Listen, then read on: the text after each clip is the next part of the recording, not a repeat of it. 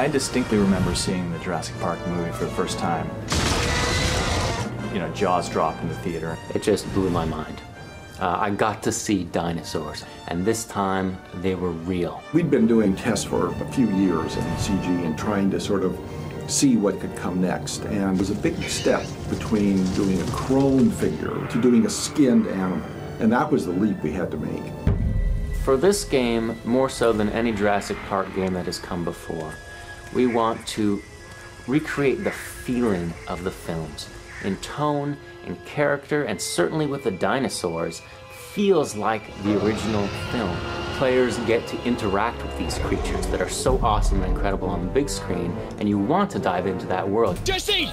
The T-Rex is like right on your heels snapping at you, and if you don't get out of the way, you are going to get chomped. If you're not on your toes and the dinosaurs get the better of you, things can end quite poorly. We reached out to paleontologist Kevin Padian to essentially lecture the Jurassic Park team about some of the modern thinking on dinosaurs, what some of the new science tells us. So we didn't want to make up things that just really didn't fit the science at all. We took all this information and we still felt that it was important to keep true to the movie. In general, we like to approach our dinosaurs as animals.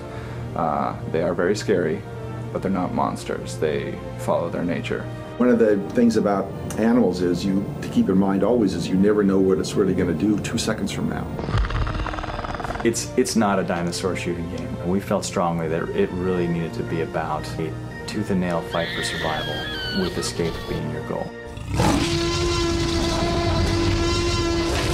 You couldn't really do a Jurassic Park game without Tyrannosaurus Rex. You have to know the rules that the film set up, which is, you know, if you don't move, the T-Rex can't see you. Of course we're going to see velociraptors. Those are the smart guys. They're the ones that are always thinking about how they're going to get you next.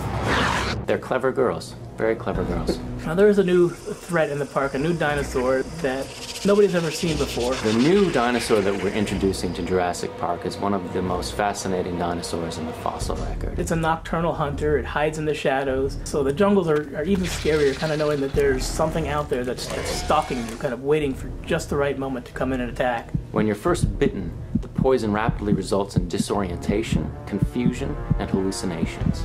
This paralytic venom doesn't outright kill you, it leaves you alive.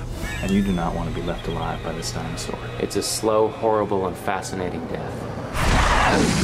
We're being a little cagey with the details because characters in the game spend some time putting together those details as well. So you'll have to take a look at the game to see how it all pans out. We have this island full of extremely energetic beasts who are now freed from their cages. I don't know if it's a wonderful place to be, but it's a wonderful place to imagine, and a thrilling place for us to put players.